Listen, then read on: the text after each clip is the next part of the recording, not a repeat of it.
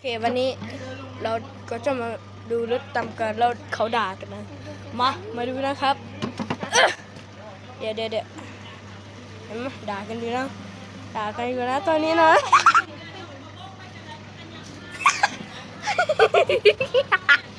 น่ามันไม่เห็นนะมันมีสาย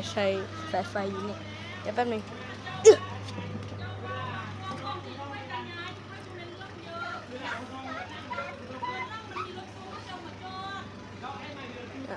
โอเค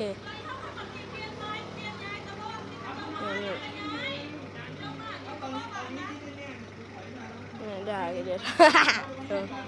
อันคนเนี้ย